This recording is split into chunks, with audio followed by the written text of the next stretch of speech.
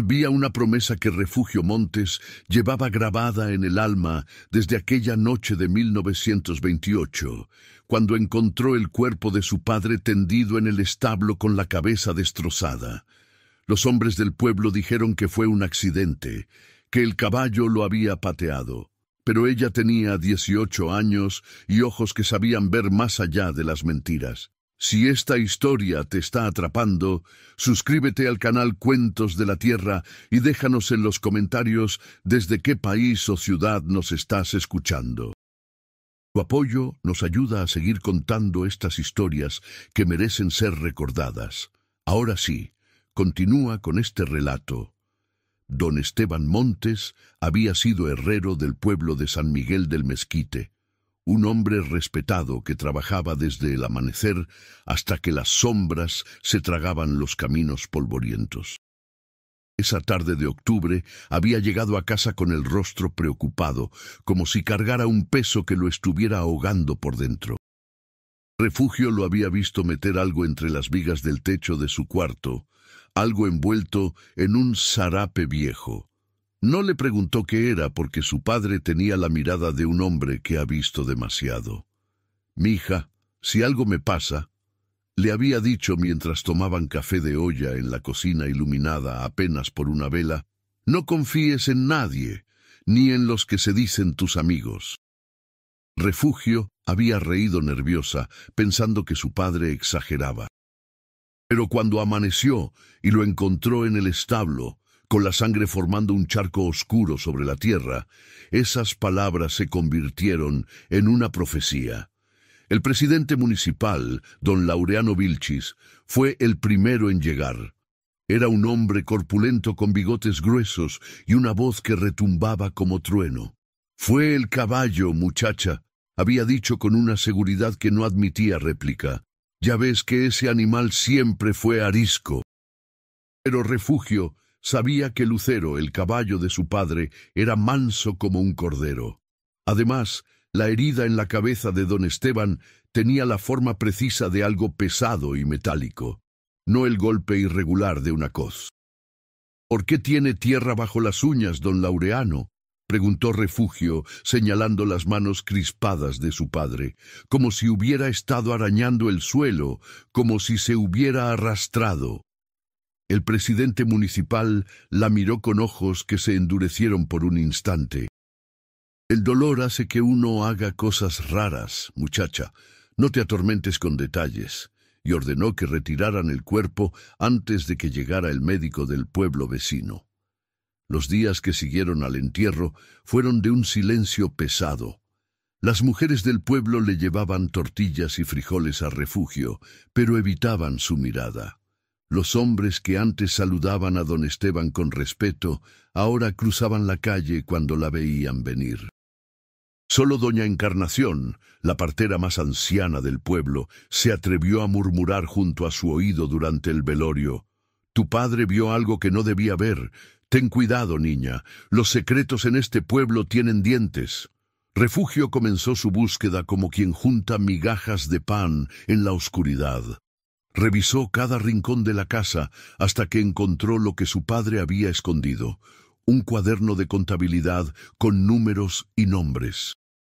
Eran registros de entregas de armas, dinero que entraba y salía, cantidades enormes que nadie en San Miguel del Mezquite podría explicar. Y había un nombre que aparecía una y otra vez: Vilchis. Durante meses, Refugio se hizo invisible. Trabajó limpiando casas, lavando ropa en el río, sirviendo en las cantinas donde los hombres bebían mezcal y soltaban la lengua. Escuchaba, observaba, y poco a poco, como quien arma un rompecabezas, fue entendiendo la verdad. Don Laureano no era solo el presidente municipal, era el intermediario que facilitaba el tráfico de armas a los grupos rebeldes que aún peleaban en las montañas, años después de que la revolución supuestamente hubiera terminado. Su padre, al reparar una caja fuerte en la presidencia municipal, había encontrado los documentos. Y esa misma noche había muerto. No fue casualidad. Fue una ejecución disfrazada de accidente. Refugio lo supo con certeza cuando Cirilo, el borracho del pueblo que dormía en los portales, le contó entre hipos que había visto a don Laureano salir del establo de los Montes aquella noche, limpiándose las manos en un pañuelo. «¿Por qué no dijiste nada?», le preguntó Refugio con el corazón latiéndole como tambor de guerra. Cirilo bajó la mirada avergonzado. «Porque al día siguiente me dieron 10 pesos y me dijeron que si abría la boca mis hijos se quedarían sin padre. Perdóname, muchacha». «Soy un cobarde». Refugio no lo culpó. Entendía el miedo que paraliza, que hace que hombres buenos cierren los ojos ante la injusticia. Pero ella no cerraría los suyos. Tenía el cuaderno, tenía el testimonio de Cirilo y tenía algo más valioso: la dirección del coronel federal que estaba limpiando la región de contrabandistas y traidores. Si conoces a alguien que disfruta de buenas historias, comparte este cuento.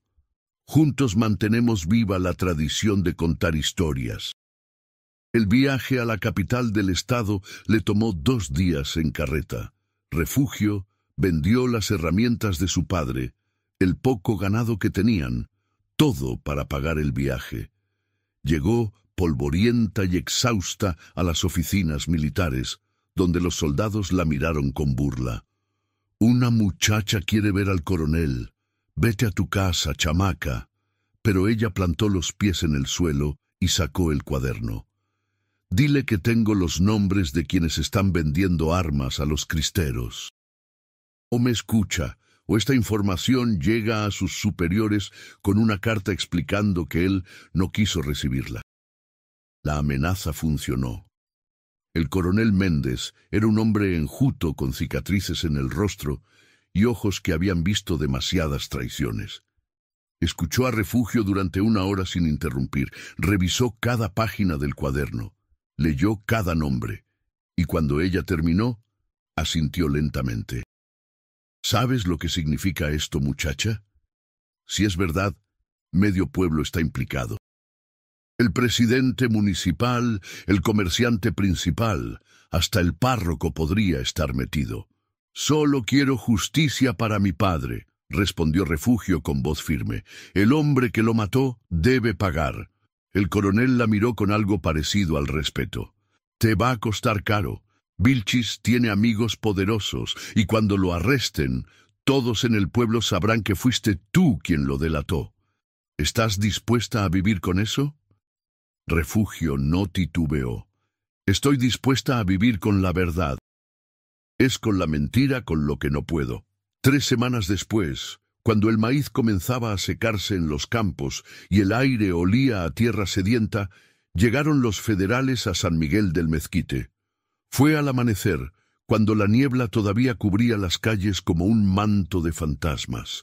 Rodearon la casa del presidente municipal y lo sacaron en calzones y camiseta, las manos esposadas, mientras su esposa gritaba y sus hijos lloraban.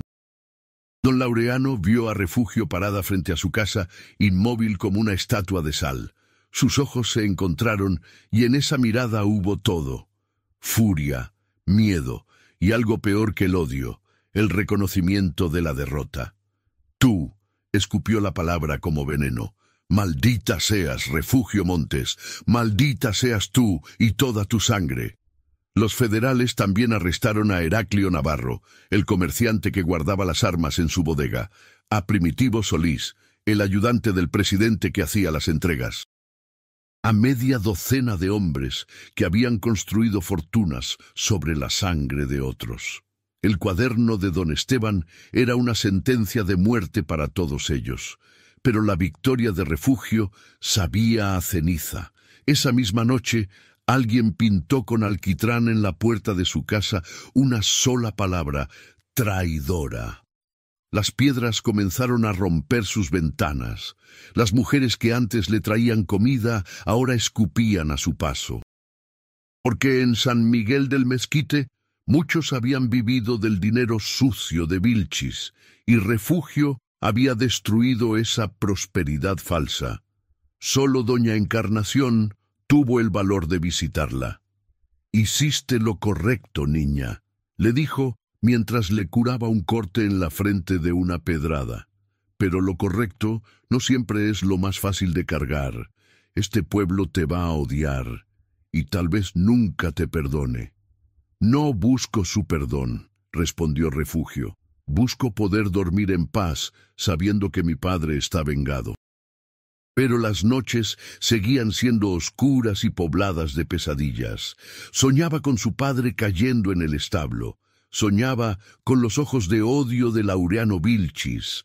Soñaba con un pueblo entero señalándola como Judas. El juicio fue rápido. Don Laureano Vilchis fue sentenciado a 20 años de prisión por asesinato y traición. Sus cómplices recibieron penas menores, pero suficientes para destruir sus vidas. Refugio asistió a la lectura de la sentencia, sentada en la última banca del juzgado de la capital.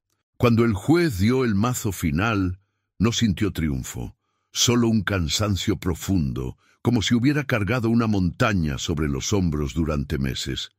Vilchis la buscó con la mirada antes de que se lo llevaran. Esta vez no había furia en sus ojos, solo una tristeza amarga. «Tu padre era un buen hombre», dijo en voz apenas audible. «Por eso tuve que matarlo. Los buenos hombres no saben cuándo cerrar la boca». Y se lo llevaron arrastrando los pies, un hombre poderoso convertido en sombra. Refugio no pudo volver a San Miguel del Mezquite. La hostilidad era demasiado intensa, el rechazo demasiado doloroso. Se fue a la Ciudad de México con lo poco que pudo rescatar de su herencia. Trabajó en una fábrica de textiles, en casas de familias ricas, en lo que fuera necesario para sobrevivir. Los años pasaron y el polvo del tiempo cubrió los recuerdos, pero nunca los borró. Se casó con un ferrocarrilero de buen corazón llamado Macario, quien nunca le preguntó por las cicatrices que llevaba en el alma. Tuvieron 3 hijas a quienes criaron con rectitud y firmeza. Y cuando las niñas eran ya mujeres, Refugio les contó la historia de su abuelo Esteban, el herrero honrado que murió por negarse a cerrar los ojos ante el mal. «¿Valió la pena, mamá?», le preguntó Socorro, su hija mayor. «Perdiste tu pueblo, tu casa, tu vida entera por buscar justicia. ¿De verdad valió la pena?». Refugio guardó silencio largo rato, mirando por la ventana hacia un cielo que se teñía de naranja con el atardecer. Finalmente habló con voz serena. «Hubiera valido menos vivir con la mentira. Hubiera valido menos saber la verdad y tragarla como veneno todos los días. Perdí muchas cosas, es cierto, pero conservé lo único que realmente importa, la capacidad de mirarme al espejo sin vergüenza». Años después, cuando Refugio Montes tenía ya el pelo blanco y las manos marcadas por décadas de trabajo, recibió una carta de San Miguel del Mezquite. Era de Cirilo, el borracho que había sido testigo del crimen. «Estaba viejo y enfermo», escribió, «y quería que ella supiera algo antes de morir». En el pueblo, con el paso de los años, la opinión había cambiado. Los jóvenes que crecieron libres de la sombra de Vilchis la recordaban como la mujer valiente que se atrevió a desafiar el poder. Habían puesto una placa en el taller de herrería de su padre. Decía: «Don Esteban Montes, hombre honrado. Su hija Refugio tuvo el valor que a muchos nos faltó». Refugio leyó la carta con lágrimas rodando por sus mejillas arrugadas. No era perdón, ni reconciliación completa, pero era reconocimiento, y eso, al final de una vida larga y difícil, era suficiente. Murió en 1982, rodeada de sus hijas y nietos, después de haber vivido más de 70 años. En su funeral, uno de sus nietos leyó un fragmento del cuaderno de don Esteban que ella había conservado toda su vida. Era la última página, escrita con letra temblorosa la noche antes de morir. «Si algo me pasa, que Refugio sepa que estoy orgulloso de ella, que nunca deje que el miedo sea más fuerte que la verdad, Y así fue, como una mujer de 18 años desenmascaró al asesino de su padre y pagó el precio de la justicia con años de exilio y rechazo. Porque en la vida cada elección tiene su precio, y la verdad siempre cobra su cuota. Pero algunos precios, por dolorosos que sean, valen la pena pagar si te permiten vivir mirando hacia adelante en lugar de esconderte en las sombras. La historia de Refugio Montes se convirtió en leyenda en San Miguel del Mezquite, contada en voz baja alrededor del fuego, recordando que el valor no siempre viene acompañado de recompensa inmediata, pero siempre deja un legado que perdura más allá de una vida.